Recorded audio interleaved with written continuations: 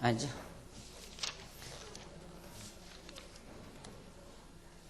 31장이죠.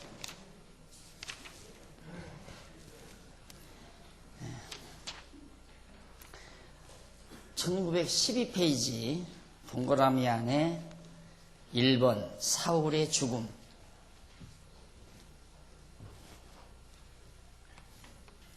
반역자들의 진멸 가운데 첫째가 사울의 죽음이죠. 사울의 죽음. 참, 사울의 죽음은 굉장한 의미를 우리에게 전해주죠. 31장에서 2장 7절까지. 하 2장, 이건 상.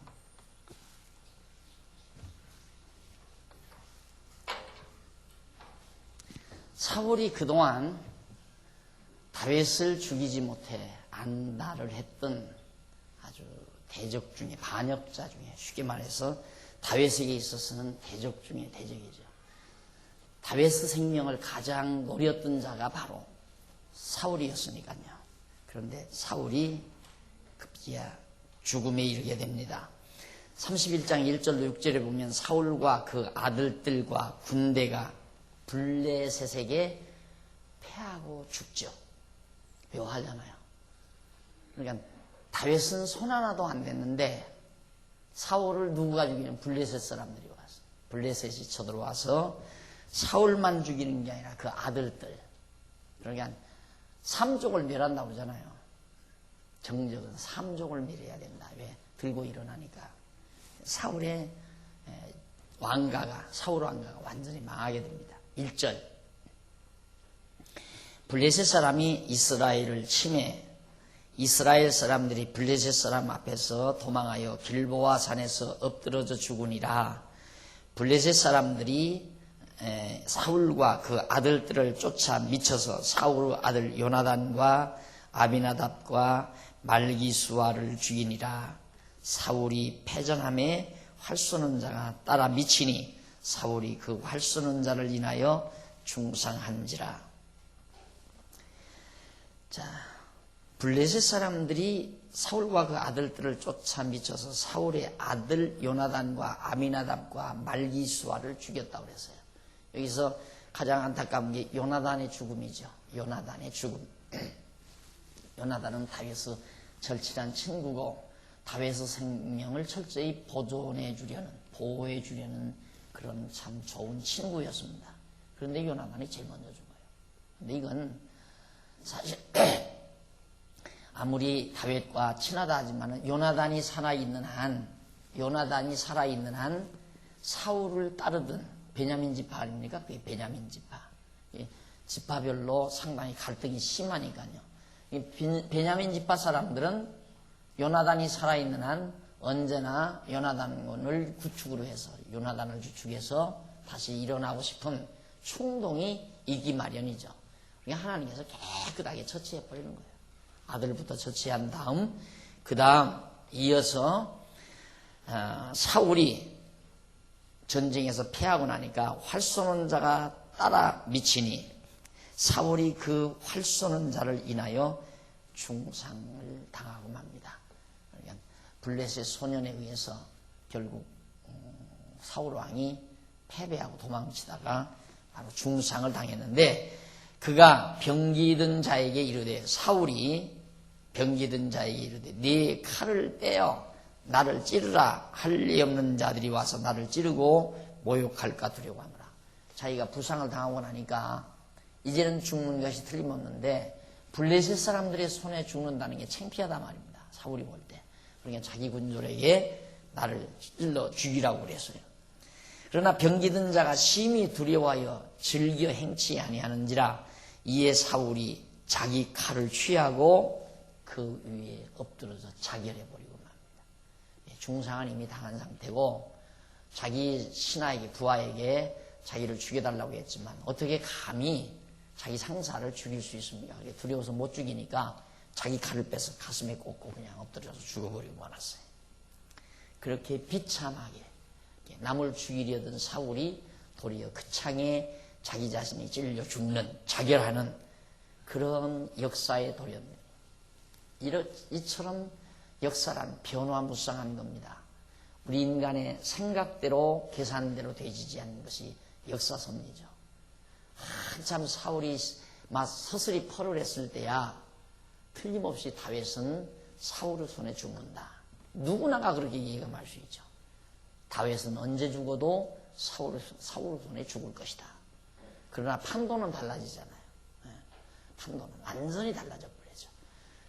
다윗은 전쟁에서 아말렉 군대들을, 아말렉 그 떼강도들을 쳐서 큰 거부가 됐고, 사울은 블레셋 전쟁에서 패해서 결국 자기 아들들이 다 피살당하고 자기는 자결해서 죽어버리고, 그래서 결국 병기든 자가, 5절 병기든 자가 사울의 죽음을 보고 자기도 자기 칼 위에 엎드러져 그와 함께 죽으니라. 사울과 그 세 아들과 병기든 자와 그의 모든 사람이 다 그날에 함께 자결하기도 하고 대적에게 피살당하기도 하고, 이렇게 해서 일단은 사울의 죽음이 바로 이 반역자들의 진멸 중에 가장 핵심적인 그런 죽음이었다라고 볼 수가 있습니다.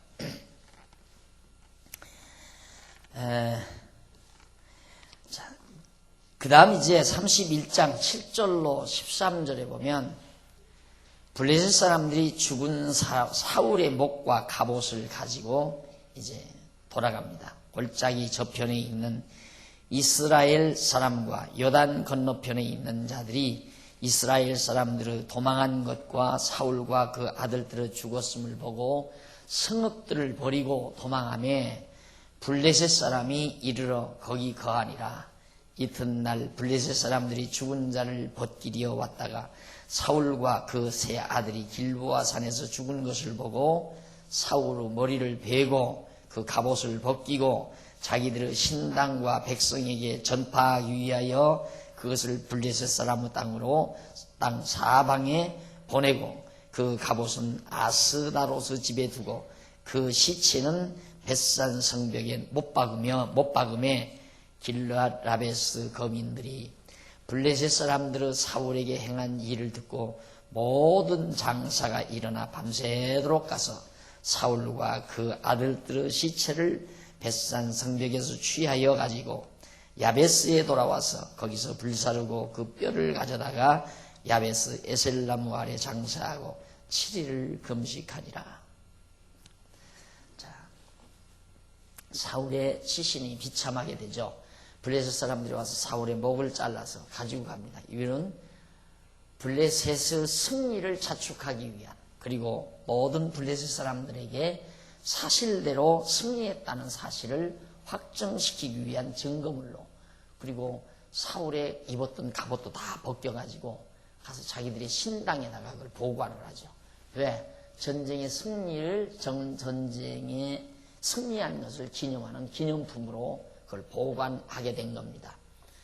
그러자, 그리고는 이제 그 나머지 시체들은 전부 벽에다가 다 시신들을 다 아주 악랄한 거죠. 그 소문을 듣고 바로 백성들이 가서 그 시신을 가져다가 다 불태우고, 그래서 편안히 장사를 치른, 그리고는 7일 동안 금식하면서 왕의 죽음을 애도하는 그런 비참한 결과를 13절까지 해서 우리가 살펴볼 수 있습니다. 이렇게 사울의 군대의 패망, 이것은 다윗의 승리로, 다윗 왕국의 형통을 위한 다윗의 승리와도 맞물려 있는 겁니다. 그러니까 다윗은 싸우지 않고도 승리하잖아요. 다윗은 싸우지 않고도. 그러니까 다윗이 힘이 있고 능력이 있어서 이렇게 반역자가 진멸되는 게 아니라 결국 하나님께서 다윗을 높이기 위해서 하나님께서 다윗을 진멸하는 거죠. 마찬가지로 장차도 만왕의 왕 되신 예수 그리스도가 이 땅 위에 성도의 나라를 이루실 때 그동안 교회를 핍박하고 반대하고 하는 어두움의 세력들, 짐승권세죠. 음녀권세, 짐승권세, 이 모든 권세들이 다 패망할 것은 요한 계시록에 이미 예언되고 있는 겁니다. 그러니까 짐승 권세와 음료 권세, 그리스도 권세를 대적하는 권세들이죠. 이들의 패망에 대한 하나의 예언적인 모형과 그림자로서의 모습이라고 우리가 그렇게 비춰지고 있는 겁니다. 그 다음 이제 열왕기 하로 넘어갑니다. 열왕기 하 1장에서 1절로 10절, 1장 1절로 10절까지 보면 다윗이 소년으로부터 사울이 패망했다는 소식을 듣게 돼요. 사울이 죽었다는 소식을. 사울의 죽은 후라 다윗이 아말렉 사람을 도륙하고 돌아와서 시글락에서 이틀을 유하더니, 전쟁에서 그러니까 떼강도들을 다 물리치고 많은 탈취물을 가지고 돌아와서 축제도 올렸을 거 아닙니까? 그리고 이틀을 딱 유했는데 제3일에 한 사람이 사울어진에서 나왔는데 그 옷은 찢어졌고 머리에는 흙이 있더라. 저가 다윗에게 나와 땅에 엎드러져 절하매 다윗이 저에게 묻되 너는 어디서 왔느냐? 대답하되 이스라엘 진에서 도망하여 왔나이다. 블레셋과 이스라엘이 전쟁하는 가운데서 전쟁통에 도망쳐 왔습니다. 다윗이 가로되, 궁금할 거 아닙니까? 다윗도 일이 어떻게 되었느냐, 전쟁 상황이 어떠냐 하고 물은 거예요. 너는 내게 고하라. 저가 대답하되 군사가 전쟁 중에서 도망하기도 하였고 무리 중에 엎드러져 죽은 자도 많았고 사울과 그 아들 요나단도 죽었나이다. 전쟁 상황을 그대로 다윗에게 보고해 줍니다. 그러자 5절 다윗이 자기에게 고하는 소녀에게 묻되 사울과 그 아들 요나단의 죽은 줄을 네가 어떻게 아느냐? 요나단이나 사울이 죽은 걸 네 놈이 어떻게 아느냐? 사실대로 고해라. 그러니까 그에게 고하는 소년이 가로되 내가 우연히 길보아 산에 올라보니 사울이 자기 창을 의지하였고 병거와 기병은 저를 조급히 따르는데 사울이 뒤로 돌이켜 나를 보고 부르시기로 내가 대답하되 내가 여기 있나이다 한즉 내게 이르되 너는 누구냐 하기로 내가 대답하되 나는 아말렉 사람이니이다 한즉 또 내게 이르되 내 목숨이 아직 내게 완전히 있으므로 내가 고통에 들었나니 너는 내 곁에 서서 나를 죽이라 하시기로 저가 엎드러진 후에는 살 수 없는 줄을 내가 알고 그 곁에 서서 죽이고 그 머리에 있는 면류관과 팔에 있는 고기를 고기가 아니라 면류관과 팔에 있는 고리를 벗겨서 내 주께로 가져왔나이다. 면류관하고 팔고리,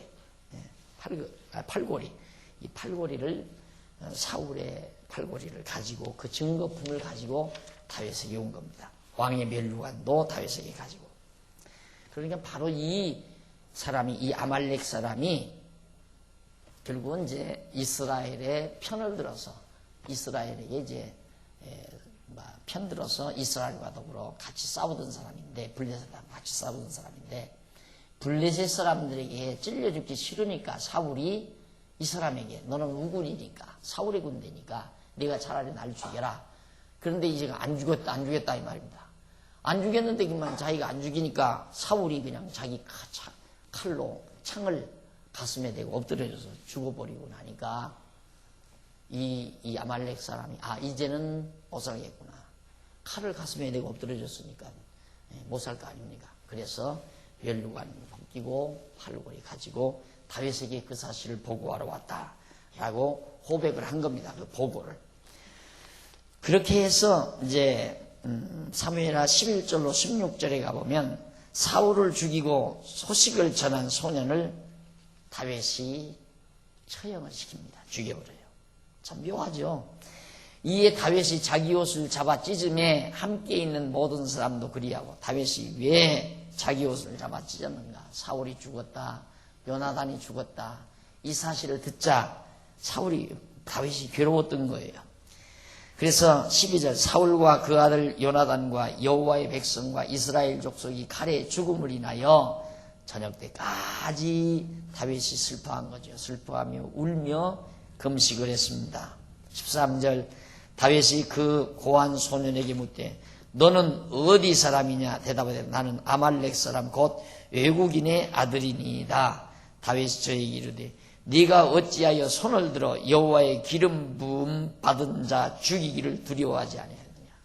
사실은 죽은 다음에 보고대로라면 사울이 엎드려져서 창을 잡고 엎드려져서 다시는 이제 살지 못할 것 같아서 죽였다고 그랬는데 그걸 다윗이 용납을 하는 거예요.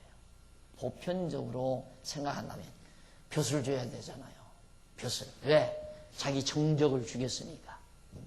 사울이 반역자, 사울이 다윗 왕을 죽이려고 계속하는 사울이 죽음을 정말 기뻐해야 되는데 다윗은 사울의 죽음을 슬퍼하면서 사울에게 창을 던진 창질을 한 그 아말렉 군대를 포상하는 게 아니라 당장 처형에 명하는 거예요. 이것이 시각의 다름입니다. 하나님을 아는 자의 시각과 하나님을 모르는 자의 시각이 하늘과 땅 차이로 다르다 이 말이에요. 그래서 내가 가끔 그래요. 어떻게 하면 하나님의 뜻을 분별을 하느냐 그런 얘기를 묻는 사람들이 있어요. 그럼 가장 간단한 방법은 보편적인 생각을 거꾸로 해라. 그러면 된다. 그렇게 되게 일러주는 경우가 많거든요. 거꾸로 생각해라. 그렇게 미운 사람은 사랑하는 거고 사랑할 사람을 미워해야 되고 이런 경우가 되는 거죠. 당연하지 않아요. 당연하지. 우리가 지혜를 가지고 보면 다윗은 참 잘한 거죠. 다윗이. 이게 얼마나 아름다운 장면입니까? 정적을 증오하지 아니하고 그 자기 정적을 처단한 군대에게 포상을 내리는 것이 아니라 그 일을 처형시켰다고 하는 것은 훨씬 생각의 폭이 넓다는 것을 알 수가 있죠. 속 좁은 인간 같으면 당장 야! 너 참 잘했다. 그 좋은 금멸류관도 왕의 멸류관도 내가 가지고 오고 그 팔고리도 내가 가지고 왔으니 야 이를 포상을 내리도록 해라 해서 포상을 줄 것이 보편적인 우리들의 감정이고 생각인데 다윗의 생각은 전혀 달랐단 말입니다.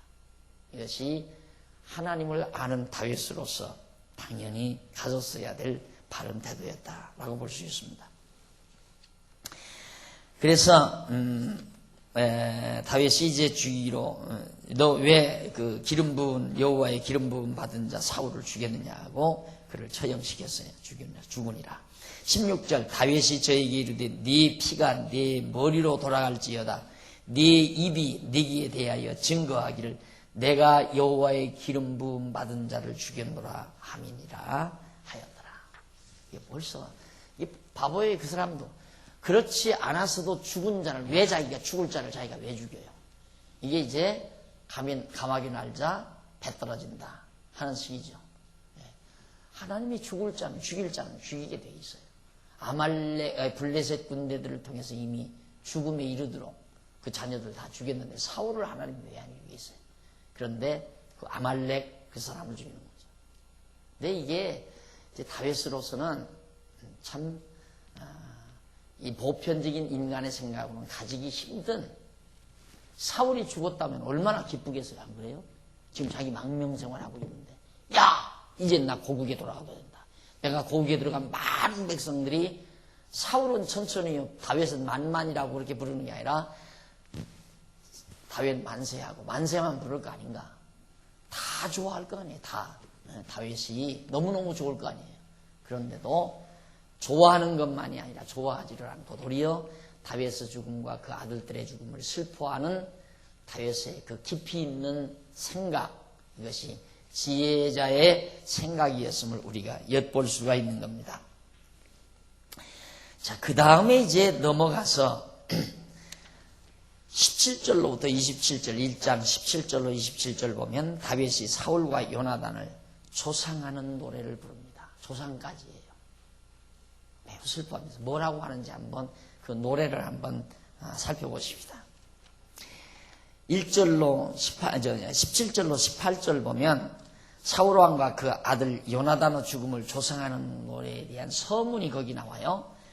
다윗이 이 슬픈 노래로 사울과 그 아들 요나단을 조상하고 명하여 그것을 유다 족속에게 가르치라 하였으니 곧 활노래라. 야사르 책에 기록되었으되 이스라엘아 하면서 나오죠. 야사르. 근데 거기 보면 활노래라는 말이 나와요. 활노래라. 그러니까 다윗이 자기 혼자만 사울과 사울의 아들들의 죽음을 슬퍼하는 노래를 부른 게 아니라 그걸 전 백성들에게 다, 모든 백성들에게, 유다 모든 족속들에게 가르치도록 한 겁니다. 그런데 그게 곧 활노래라고 그랬어요. 근데 그 활노래란 뭔가? 이쪽 119페이지, 1919페이지에 거기 보시면 위에서 7째 줄에 나오죠? 카세트란 말이에요. 6째 줄 중간에 보면 18절 후반에 곧 활노래라고 번역된 말은 히브리 원문으로 카세트라고 하는데 이는 활 또는 활 가진 병사를 뜻하는 말이다. 활 가진 병사. 그래서 이 노래가 야사르 책에 기록되었다. 그래서 야사르 책은 히브리 원문으로 세펠 하야샬이라고 하는데 이는 올바른 사람의 책 혹은 의로운 사람의 책이라는 말이다. 그리고 그 내용이 역사적 자료로서의 가치가 충분한 고대의 문서지만 현재는 남아있지를 않는 아주 유명한 책이었습니다. 야사르 책. 그러니까 정직한 자, 올바르게 기록해 놓은 글, 그 역사책이 쉽게 말하면. 그러니까 결국 이 노래는 활 가진 자의 노래, 활노래라 하는 말은 활 가진 병사를 뜻하는 것. 활 가진 병사. 그러니까 사울도 활을 가졌고, 그다음 아들들도 다 활을 가지고 있는데 그들에 대한 노래다라는 그런 뜻으로 지금 그들을 조문하며 부른 노래입니다. 그 다음 19절로 20절에 보면 다윗이 사울왕과 요나단 죽음에 대한 수치스러움을 노래해요. 19절부터 보면 그 죽음이 너무나도 수치스럽다 이 말이죠. 이스라엘아 너의 영광이 산 위에서 죽임을 당하였도다. 오호라 두 용사가 엎드러졌도다. 두 용사는 사울과 요나단을 말하는 겁니다. 이 일을 가드에도 고하지 말며 아스글론에도, 이 가드나 아스글론은 다 블레셋 땅이에요. 고하지 말며 아스글론엔 거리에도 전파하지 말지어다. 블레셋 사람의 딸들이 즐거워할까? 할례받지 못한 자들의 딸들이 개가를 울까 염려로다. 창피하다 이거예요. 우리 이스라엘의 두목, 이스라엘의 왕 사울이 죽었고 이인자인 요나단이 전사를 당했다는 이 말이 블레셋 땅에 전파되는 것은 같은 민족으로서 창피하고 수치스러우니까 블레셋 땅에는 이 말이 전파되지 않았으면 좋겠다는 걸 노래 삼아 부르고 있는 겁니다. 대국심에 대한 얘기죠, 쉽게 말하면. 그리고 이제 21절로 22절에서는 요나단이 죽은 길보아 산을 저주하는 노래. 이놈의 산아, 너만 없었으면 요나단이 안 죽었을 거 아닌가. 그러니 요나단의 죽음을 굉장히 애도합니다. 어떻게 보면 인간들의 보편, 내가 늘 강조하지만 그냥 보편적으로 생각하면 아무리 요나단이 자기의 친한 친구였다 하지만은 아버지가 죽은 다음에 요나단이 어떻게 변심할지 어떻게 알아요? 백성들이 요나단을 다 죽여 세우면 또 다윗 자기 자신이 왕의 자리에 앉는다는 게 위태롭잖아요. 의심스럽다 이 말이죠. 그러나 다윗은 그런 생각하지 아니한 것은 이미 하나님께서 자기를 이스라엘의 왕으로 예선되어 있다는 걸 알고 있어요. 그러니까 후태여 그런 것에 대한 어떤 염려라든가 근심을 하지 않죠. 다만 요나단이 자기의 생명의 은인이라는 것, 자기 아버지 편을 들지 않고 결국 다윗의 편을 들어서 자기를 어떻게든지 죽음에서 모면하게 만드는 그런 참으로 순수한 친구였는데 이 친구가 죽었다는 게 너무나도 슬픈 거예요. 그래서 21절 거기 보면 길보아 산들아 너희 위에 우로가 내리지 아니하며 재물 낼 밭도 없을지어다.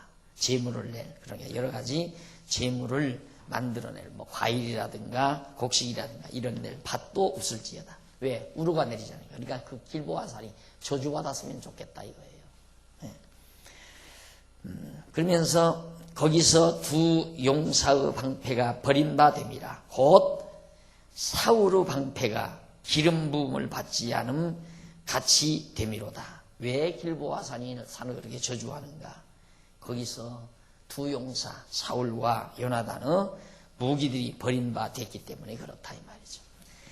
그 다음 이제 22절에 보면 죽은 자의 피에서 용사의 기름에서 요나단의 활이 물러가지 아니하였으며 사울의 칼이 헛되이 돌아오지 아니하였도다 라는 얘기. 그러니까 결국 죽은 자의 피에서 활이 결국 그들을 죽이지 말았어야 되는데 활과 창이 요나단과 사울을 죽였기 때문에 그 길보아 산은 저주스럽다. 이제 이 얘기입니다. 그걸 다윗이 원래 다윗이 시인 아니에요. 시인. 다윗이 참 시인이에요. 그러니까 성경에서 구약 성경에서 가장 시를 많이 쓴 게 다윗이고 솔로몬입니다. 그 부자지간이 상당히 그 시에 능란했어요. 그래서 솔로몬은 이제 잠언, 전도, 아가서 이 세 개가 다 시거든요. 그리고 이제 다윗은 시편에 150편 시 가운데 거의 반 이상이 전부 다윗이 그걸 기록한 겁니다. 다윗이 시인인데 바로 이런 슬픈 장면을 시로 노래하는 장면이 이제 계속 소개되고 있죠. 그 다음 23절로 24절은 다윗이 바로 죽은 사울과 요나단을 추모하는 노래예요. 뭐라고 추모하는지 23절 보십시다. 사울과 요나단이 생전에 사랑스럽고 아름다운 자로니 자기를 미워하던 사울을 자기를 죽이려던 사울을 자기는 사랑하는 자였다 이 말입니다. 부럽지 않아요 여러분? 이런 모습 보면 참 부럽지 않아요? 얼마나 마음이 대범했으면 자기를 죽이려고 하는 사울에 대한 사랑을 가지고 있었을까? 그 대범한 인간의 마음이 대범해서가 아니에요. 하나님을 믿는 다윗이 하나님을 의지하는 그 믿음의 힘이었죠. 어차피 자기는 하나님의 예선에서 왕위에 세울 자인데 왜 사울 왕이 자기를 죽이려든가? 그게 안타까운 거예요. 그래서 사정하잖아요. 죽일 곱이 넘어가지고 그 옷자락 비어가지고 보이면서 왜 벼룩이 같은 나를 왕께서 그렇게 채통 없이 쫓아다닙니까? 이 말이에요. 제발 그러지 마십시오. 그래서 그만큼 요나단도 사랑하고 사울도 자기가 사랑스럽고 아름다운 자로니 죽을 때에도 서로 떠나지 아니하였도다. 요나단이 그러니까 사울과 요나단이 생전에 사랑스럽고 아름다운 자로니 두 부부 사이도 좋았죠. 사실 부자 사이도 좋았는데 죽을 때까지도 둘이 같이 거기서 죽었다 이 말이에요. 저희는 독수리보다 빠르고 사자보다 강하였도다. 아주 민첩하고 빠르고 강한 그런 장군들이었는데 이스라엘 딸들아 사울을 슬퍼하여 울지어다. 이 다윗의 심히 슬픈 거예요. 사울의 죽음이. 사랑했으니까 자기도. 그러니까 사울도 요나단도 다 부자지간인데 둘이만 사랑한 게 아니라 자기도 사울을 사랑했고 요나단도 자기를 사랑했고 자기도 요나단이나 사울을 사랑하고 그래서 그들의 죽음이 마냥 슬픈 겁니다. 저가 붉은 옷으로 너희에게 화려하게 입혔고 금놀이개를 너희 옷에 채웠도다. 우리 인간 심리가 보십시오. 만약에 사울이 죽었는데 그 사울의 죽음을 누가 옆에서 솔쩍대고 웃다 하십시다. 그냥 상식적인 인간은 미울 거예요. 사울이 죽었는데 네가 왜 우느냐 이거야. 너는 내 편이 아니구나. 이게 인간이 가지고 있는 보편적인 심사입니다. 예를 들면 누가 지금 막 나를 늘 괴롭히는 자가 딱 망했다. 그럴 때 나는 기분 좋다 이거야. 나한테 그러더니만 참 망했다 그러는데 옆에서 있다가 안 됐다. 그 망해서 어떻게 해, 그지? 그러면 은근히 그 사람 미울 거 아니에요. 그게 보편적인 사람의 문드러지고 부패되고 타락되고 썩어빠진 그런 심사라고 말이에요. 근데 다윗은 울으라 이 말이에요. 슬퍼하라. 사울과 요나단의 죽음을 모든 백성들아 슬퍼하라 이 말이에요. 이게 난 늘 강조하지만 이게 이상이 아니에요. 이게 특제로 특별히 조성된 인간이 아니에요. 다윗도 우리나 똑같은 인간이에요. 그렇기 때문에 다윗이 믿는 하나님 여호와 우리도 믿고 산다면 우리도 그렇게 될 수가 있다는 얘기예요. 가능성이 충분히 있다 이 말이에요. 다윗이 위대해서가 그렇게 되는 게 아니거든요. 다윗을 다윗 되게 만드신 하나님이 위대해서 그렇죠. 그러니까 다윗은 강자예요.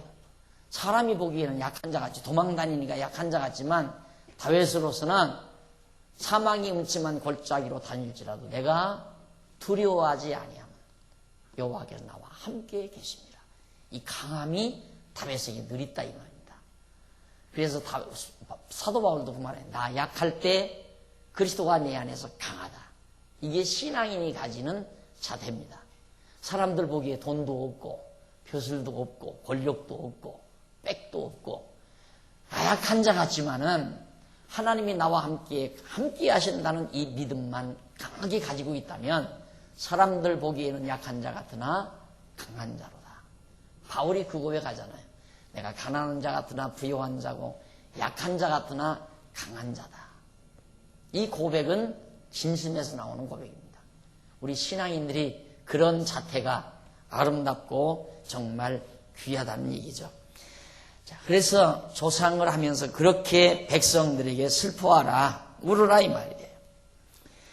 그런 자가 독수리보다 빠르고 사자보다 강한 자가 죽었다 이 말이에요. 그러면서 24절 이스라엘의 딸들아, 이스라엘 모든 백성들아, 사울을 슬퍼하며 울지어다. 저가 붉은 옷으로 너희에게 화려하게 입혔고 금놀이개를 너희 옷에 채웠도다. 오라 두 용사가 전쟁 중에 엎드러졌도다. 요나단이 너희 산 위에서 죽임을 당하였도다 하면서 계속 바로 이 요나단과 사울과 요나단의 죽음을 애도하는 장면이 계속되고 25절로 27절로 역시 죽음에 대한 죽음을 애도하는 노래가 계속됩니다. 26절 내 형 요나단이여, 내가 그대를 애통하면 그대는 내게 심히 아름다움이라. 너무도 아름다운 자였다. 너는 그대가 나를 사랑함이 기이하여 여인의 사랑보다 승하였도다. 요나단이 다윗 자기를 사랑하는 것이 한 여인이 자기를 사랑하는 것보다 더 놀라웠고 아름다웠다. 그러니 내가 너희 죽음을 어찌 슬퍼하지 않겠느냐. 오라 두 용사가 엎드러졌으며 싸우는 병사가 망하였도다 하였더라. 여러분, 아직도 예를 들어서 남이 잘 되는 거 보면 배 아프거들랑 아이고 나는 성도대학 아직 졸업하지 말아야 되겠다 이 생각을 하는 게 좋습니다. 예? 진짜예요. 남이 이번에 그 집은 땅 사는 게 막 땅값이 올라갔는데 그러면 밥맛이 떨어지거들랑 아이고 성도대학 한번 내가 더 재수를 해야 되겠다 이래야 된다 이 말이에요. 이 정도 되면 성도대학 졸업생이 되는데 다윗처럼만 되면, 다윗만큼만 돼도. 또 요나단도 얼마나 위대한 사람입니까? 자기 아버지 편들지 않고 하나님의 뜻을 깨닫고 10번이라도 아버지가 다윗을 죽이려는 걸 만류하고 거기서 정말 다윗의 편을 들어서 다윗의 생명을 지켜주려 했던 요나단의 사랑, 그 우정은 아름다운 우정이었습니다. 그러니까 우정도 마찬가지예요. 보편적으로 헬라 사람들이 사랑을 셋으로 구분하죠. 신의, 정의, 그 다음 이제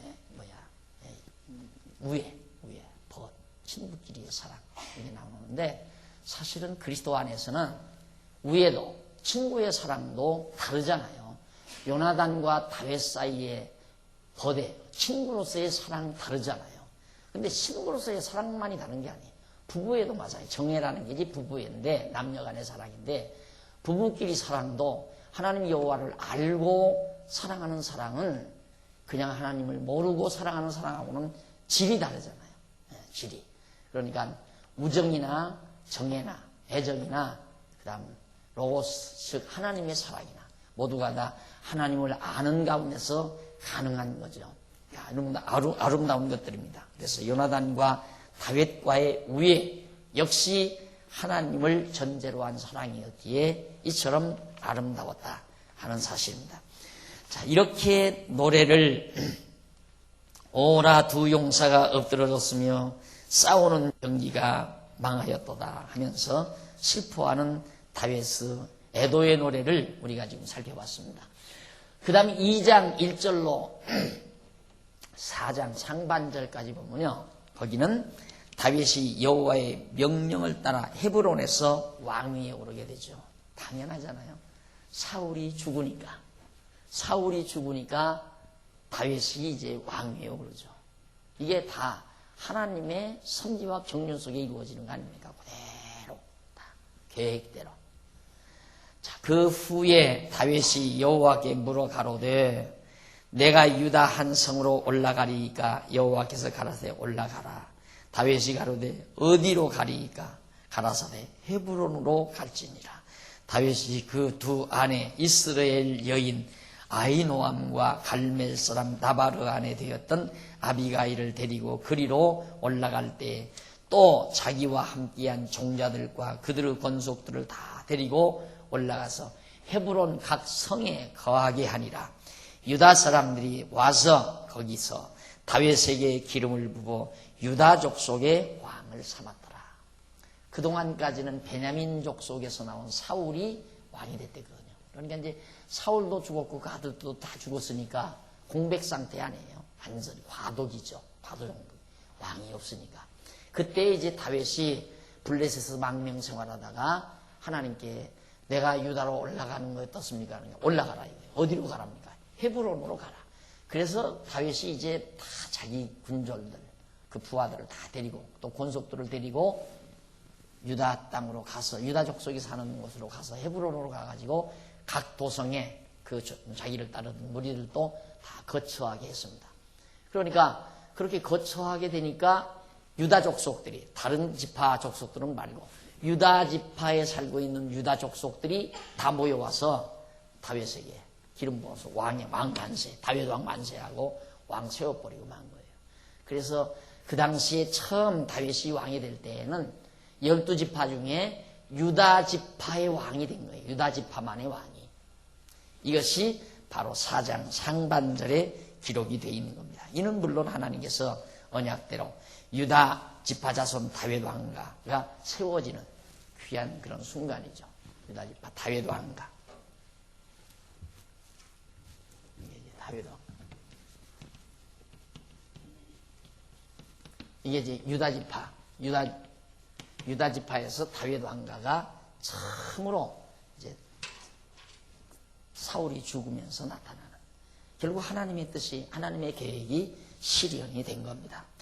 그래서 4절 하반절로부터 7절까지 보면 다윗이 사울을 장사한 길르앗 야베스 사람을 축복을 합니다. 끝까지 사울의 시신까지라도 다윗이 돌보아주는 그런 미덕을 잘 보여주고 있습니다. 혹이 다윗에게 고하여 가로되 사울을 장사한 사람은 길르앗 야베스 사람들이니이다 하매 다윗이 길르앗 야베스 사람들에게 사자들을 보내어 가로되 너희가 너희 주 사울에게 이처럼 은혜를 베풀어 장사하였으니 여호와께 복을 받을지어다.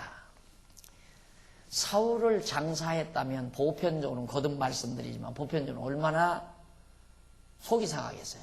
그냥 까치들이 와서 공중에 새들이 와서 쪼아 먹든가 들짐승들이 와서 뜯어 먹든가 내 던져버리지. 그런 못된 인간, 자기를 죽이려고 했던 사람. 그걸 왜 장사들이 그거는 놈들이냐. 당장 불러들이라 해서 곤장을 치든가 감옥살이를 시키든가 아마 보편적으로는 그랬을 거예요. 그런 못된 놈들하고.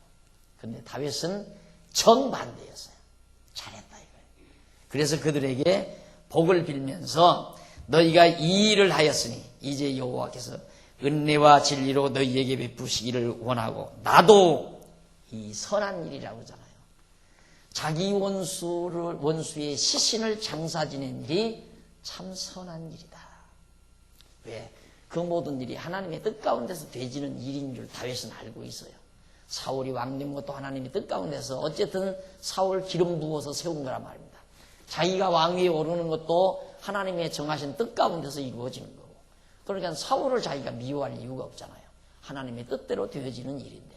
그래서 이 선한 일, 사울의 시신을 잘 장사 지낸 이 선한 일을 너희에게 내가 갚겠다 하면서 7절 이제 너희는 손을 강하게 하고 담대히 할지어다 너희 주 사울이 죽었고 또 유다 족속이 내게 기름을 부어 너희 왕을 삼음이니라. 그러니까 내가 너희들을 절대 잘 돌봐주겠다 이거예요. 그래서 사울 왕의 시신을 장례 지낸 자들이 사울 왕의 다윗 왕의 사랑을 받게 됩니다. 보호를 받게 되고. 자, 그 다음, 자, 이렇게 해서 일단은 사울 왕의 주급 대적 중에 사울 왕의 다윗을 대적하던 무리들 사울 왕 집안과 그 아들과 그에 따르는 자들이 이제 다 멸망을 당했는데 두 번째는 아브넬 신복들 멸망입니다. 아브넬 신복들.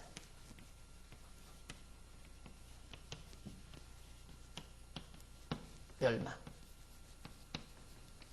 이 아브넬이 누구냐면 사울의 군장이에요. 사울의 군장. 그러니 사울의 뜻을 따라서 아브넬이 얼마나 다윗을 죽이려고 했겠어요. 항상 다윗과 동행하면서. 이 아브넬이 다윗의 반동자거든요. 반역자. 다윗을 반대하는. 그러면 우리가 볼 때는 다윗이 이제 왕 됐으니까 아브넬 붙들어다가 다윗이 죽이는 게 마땅찮아요. 당연히 다윗이 죽여야죠. 그런데 그게 안 돼요. 내가 이 내용을 이렇게 보면서 참 하나님이 너무너무 다윗을 사랑한다. 그래서 원수 갚는 것이 내게 있는 게 아니다. 우리는 원수를 내가 갚으려고 하잖아요. 내가 미운 사람 내가 어떻게든지 방해하고 내가 어떻게든지 그 사람을 죽이고 망하게 하고 그런 심사가 우리 인간에게 누구에게나 다 있다 이거예요. 그런데 이런 말씀을 자꾸 확인하면서 그 하나님이 하시는 일을 깨닫게 되면 그 말씀의 힘이 그런 마음을 자꾸 제거시키는 거예요. 그래서 마음의 평안함이 오는 거죠. 자꾸 사람이 미운 사람이 많은 것처럼 불쌍한 사람 없어요. 내가 교회도 아이고 저거 보기 싫어서 내가 교회 다니기 싫다니까 그런 사람 많아요. 나 그 교회 안 가. 왜 안 가냐니까 그 아무개 보기 싫어. 나 그 교회 안 간다. 잘난 사람이에요 그 사람. 그 얼마나 바보 같은 사람이에요. 그러니까 남을 미워하는 사람이 불쌍한 사람이에요. 그 속이 남을 미워한다는 건 그 속이 시커멓다는 얘기거든요. 다 지금 썩어 들어간단 말이에요. 그러니까 미워하면 속 상하잖아요. 그리고 우리말이 난 참 좋다고 생각해요. 속 상한다. 속 상한다. 이걸 이제 붙이면 속상한다. 이 말이에요. 속상한다. 이 속이란 우리 속. 대장, 소장, 간장, 비장이에요. 오장, 육부 이게 소 아니에요. 상한다? 썩어 들어간다. 이건 썩어 들어간다. 참 표현이 너무너무 좋아요. 속상하면 안 돼요. 그게 암이에요. 암. 속이 썩어 들어가는 것을 암이라고 그래요. 남 미워하면 속상하죠. 안 그래요? 욕심 부리면 속상하고. 속상하면 안 돼요. 절대. 내가 이렇게 속상하지 말라고 강조한다고 안 되는 건 아니잖아요. 암만 강조해도 미운 걸 어떻게 해요? 미운 걸 어떻게 해요? 그래 미워해라. 미워해라. 뭐는 미워해 미워하기를. 그래 꼭 서로 등지고 시기하고 질투하고 네 잘났냐 내 잘났냐 이러고 살고.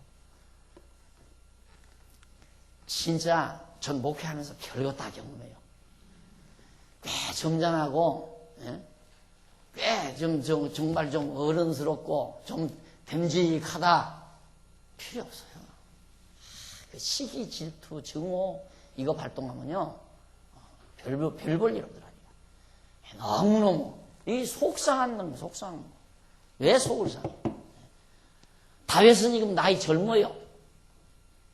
너무너무 젊어요 다윗이.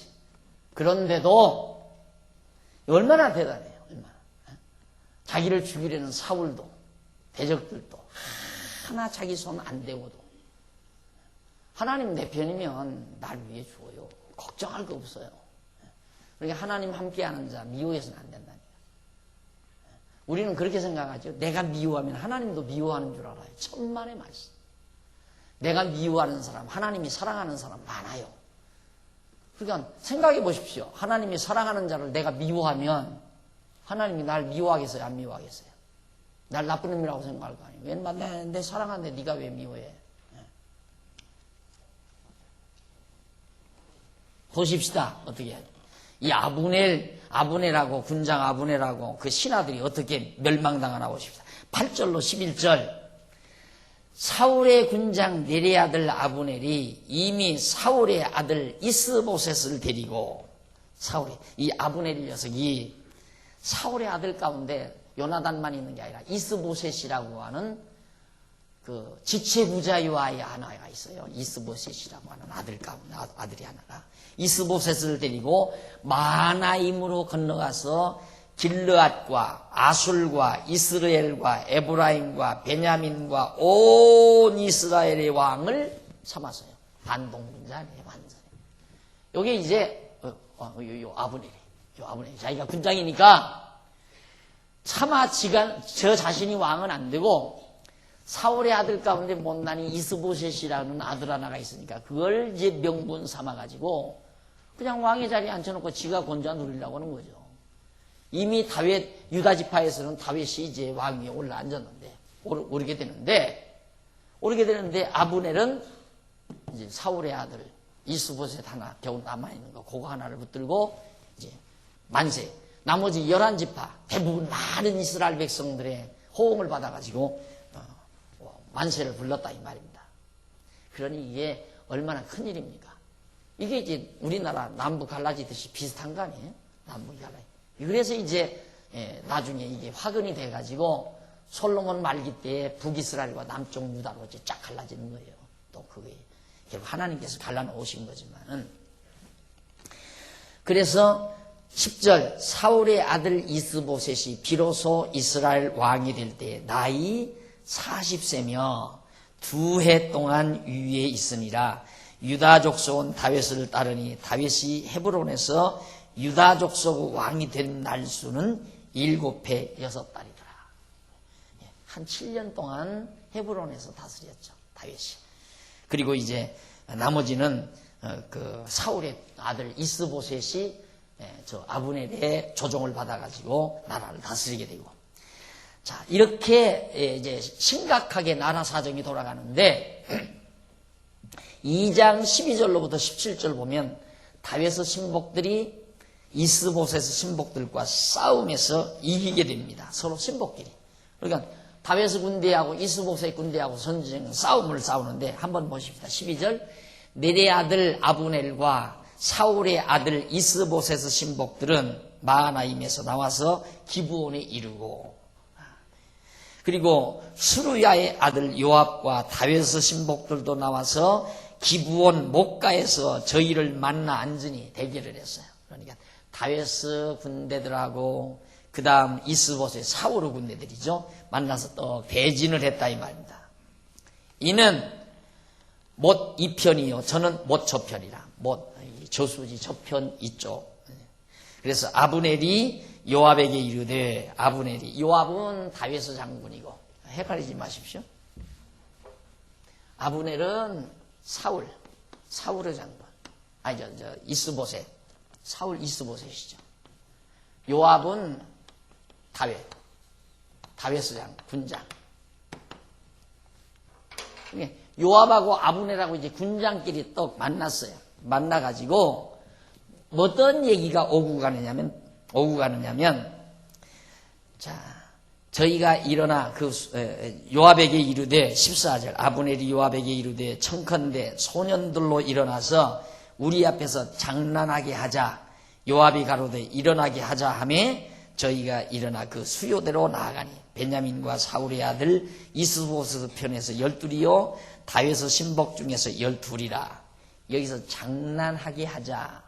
뭐 그냥 놀이시키자는 얘기가 아니에요. 한번 보십시다. 그 말이 무슨 뜻인지. 1925페이지 위에서 5째 줄 뒷부분에 보시면 여기 장난하다라는 동사는 히브리 원문으로 사크라고 하는데 이는 놀다 그리고 조롱하다 또는 경멸하다라는 의미입니다. 이게 대결시키자 이 말이에요. 서로가 경멸해서 한번 대표로 싸움을 시켜보자. 너 편이 이기는지 우리 편이 이기는지. 그러니까 게임은 즐기기 위해서 하는 거 아니에요. 게임보다는 전쟁편으로. 이건 완전히 살상극이에요. 왜? 너 편이 이기는지 우리 편이 이기는지 대표로 뽑아서 한번 전쟁시켜보자. 왜? 서로 싸우면 다 죽잖아요. 그러니까 싸울 필요 없이 대표로 나가서 누가 이기면 그냥 다 손들고. 그래서 내가 가끔 그러잖아요. 노무현 대통령하고 김정일 위원장하고 그냥 가위바위보 했으면 제일 편안하겠다. 여기서 전쟁 일어나면 또 지금 한 양쪽 다 못해봤댔자 8천만이 못 되는데 6.25 동란 안 일어났으면 1억 넘었을 거 아니에요. 그러면 상당히 이제 인구로도 강국인데 전쟁 또 일어나면 얼마가 죽을지 어떻게 알아요. 그러니까 가위바위보 보면 얼마나 편하네요.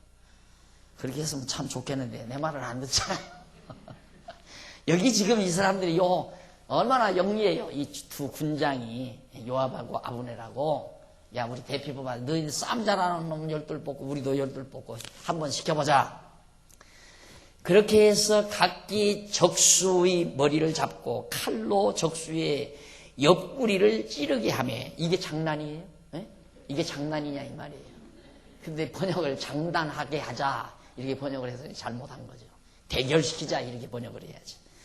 찌르며 일제히 쓰러진지라. 그러므로 그곳을 헷갈 핫수람이라 일컬었으며 기브온에 있더라. 그날의 싸움이 심히 맹렬하더니 아브넬과 이스라엘 사람이 다윗의 신복들 앞에서 패하니라. 자, 이렇게 해서 결국 그 군장 아브넬이 망하는 거예요.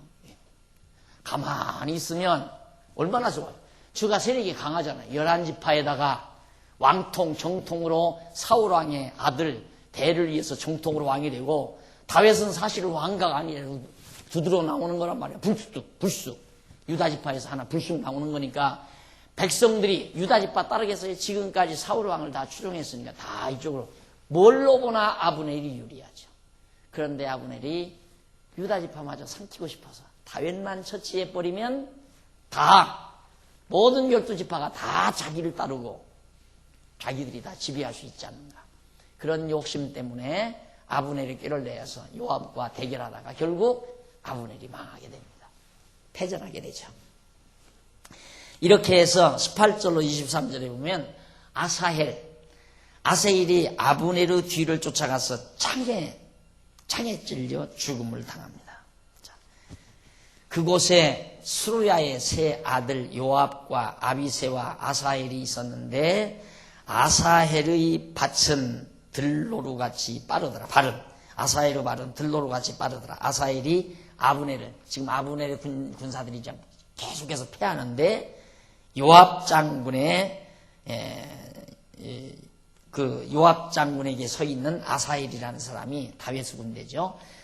너무나도 빠르고 아주 민첩해서 누구를 쫓아가냐면 아브넬 군장을 쫓아가요. 쫓아가 달려가되 좌우로 치우치지 않고 아브넬의 뒤를 쫓으니 아브넬이 뒤를 돌아보며 가로되 아사헬아 너냐? 대답하되 내로라. 아브넬이 저에게 이르되 너는 좌편으로나 우편으로나 치우쳐서 소년 하나를 잡아 그 군복을 빼앗으라 하되 아사헬이 치우치기를 원치 않고 그 뒤를 쫓음에 아브넬이 다시 아사헬에게 이르되 너는 나 쫓기를 그치라. 내가 너를 쳐서 땅에 엎드러지게 할 까닭이 무엇이냐? 너 날 쫓아오지 말아라. 왜 날 죽이려고 쫓아오느냐? 아브넬, 사울의 군장 아브넬이 그렇게 이제 만류했습니다. 그렇게 하면 내가 어떻게 네 형 요압을 대면하겠느냐 하되 저가 치우치기를 싫어하며 아브넬이 창 끝으로 그 배를 찌르니 창이 그 등을 꿰뚫고 나간지라. 곧 그곳에 엎드러져 죽음에 아사헬의 엎드러져 죽은 곳에 이르는 자마다 머물러 섰더라. 결국 요압의 형제, 요압의 동생이 이 아브넬에게 창에 찔려 죽었어요. 요압 장군의 동생이 아브넬을 뒤를 추격해서 아브넬을 죽이려고 했는데 아브넬이 뒤돌아서서 창으로 찔러서 이제 요압 장군의 동생 아사헬을 죽이게 된 겁니다. 이게 이제 화근이 되는 거죠. 그래서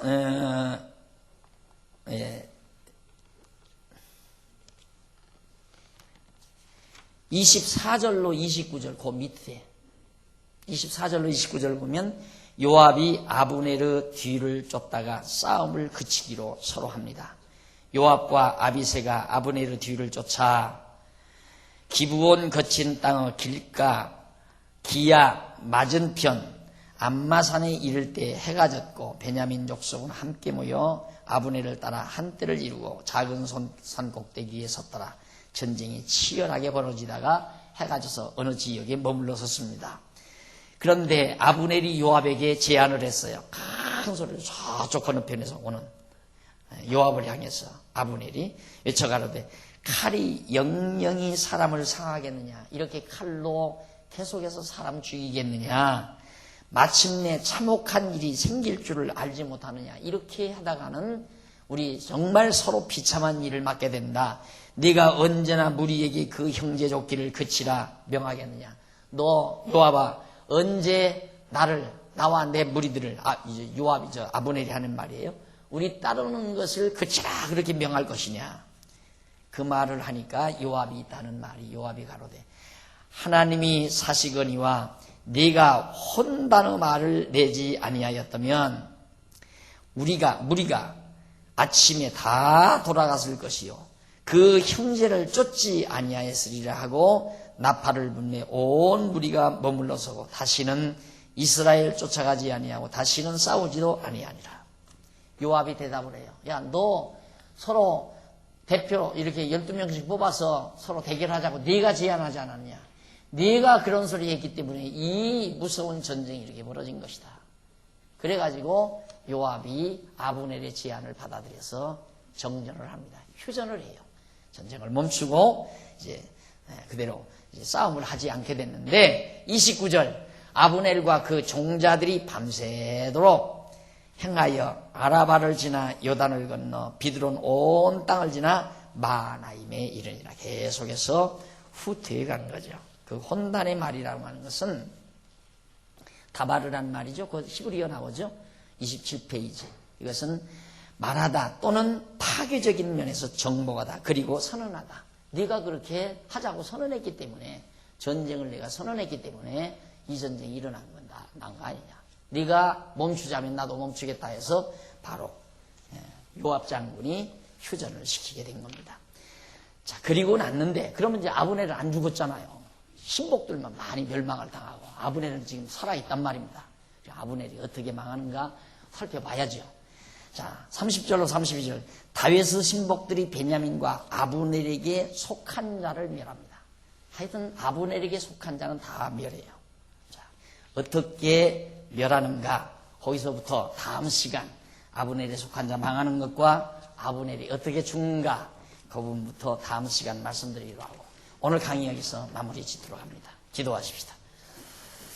전능하신 하나님 아버지, 살아계셔서 역사를 주관해 가시고 당신의 정하신 뜻을 따라 모든 일을 섭리해 가시는 모습을 오늘 또 다윗의 역사를 통해서 저희들이 살펴봤습니다. 하나님 아버지요, 정말 자기를 죽이려는 대적까지라도 사랑으로 포용할 수 있었던 다윗의 그 너그러운 모습을 우리는 한없이 부러워합니다. 하나님 아버지요, 다윗이 믿는 여호와 하나님, 우리도 믿고 경외하며 살기에 우리도 좀 더 마음이 넓어지기를 원하고, 우리 마음속에 도사리고 있는 온갖 비좁고 치사하고 초라하고 그리고 더러운 생각과 마음들이 다 고쳐질 수 있기를 간절히 소원하오니, 하나님 아버지요, 우리들도 다윗이 의지했던 그 하나님을 의지하면서 당당하게 하나님 편에서 살아가는 자들이 되게 해 주시옵소서. 연보한 사랑하는 종들 손길 기억하시고 아름다운 결실 맺어 하나님께 영광 돌려지게 하시옵소서. 예수님의 이름으로 기도드립니다. 아멘.